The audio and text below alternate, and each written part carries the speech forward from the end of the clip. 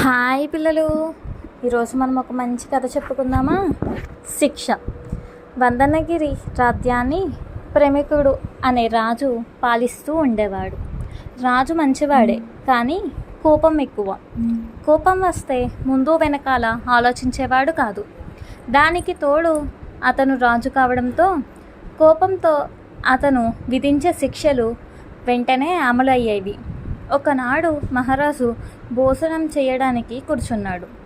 రాజుకు ఎంతో నమ్మకస్తుడు, మంచివాడు ఆయన ధర్మయ్య అతన్ని వద్ద వంటవాణిగా ఉండేవాడు. ఆ రోజు ధర్మయ్య వంట మొత్తం చేసి పెట్టి కుమారుణ్ణి అనారోగ్యంగా ఉండడంతో వైద్యుని వద్దకు తీసుకువెళ్తూ మహారాజుకు వడ్డించే బాధ్యతను మరో వ్యక్తికి అప్పగించాడు. ఆ వ్యక్తి వడ్డించాడు. రాజు కూర కలిపిన అన్నం తినడానికి నోట్లో పెట్టుకోగానే కారం ఎక్కువై నాలిక చర్రున మండింది.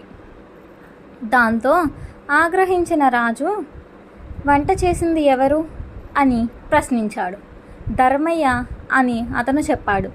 రాజు వెంటనే నేరస్తులకు శిక్ష అమలు చేసే అధికారాన్ని పిలిచి ధర్మయ్యను బంధించండి, ఎల్లండి, తెల్లవారే అతనికి ఉరిశిక్ష విధించండి అని ఆజ్ఞాపించాడు. ధర్మయ్యను బంధించి కారాగారంలో వేశారు. మరుసటి రోజు ప్రేమికుడు కొలను తీరం ఉండగా తాను ఒక్కసారి రాజును కలుసుకోవాలి అని ధర్మయ్య భటులను కోరాడు. రాజు అంగీకరించడంతో భటులు అతని కొలనుకు తీసుకుని వచ్చారు. చనిపోయే వ్యక్తి ఆఖరి కోరిక తీరుస్తారు కదా, నాకు ఒక విల్లు బాణం కావాలి అని ధర్మయ్య అడిగాడు.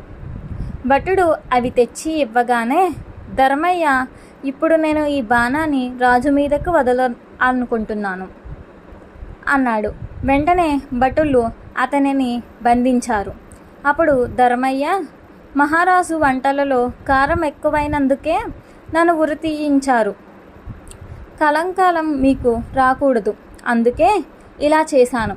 ఇక నన్ను ఉరి తీయండి అన్నాడు. అతని మంచితనానికి సంతోషించిన రాజు అతని శిక్ష రద్దు చేసి అంతరంగకునిగా నియమించుకున్నాడు.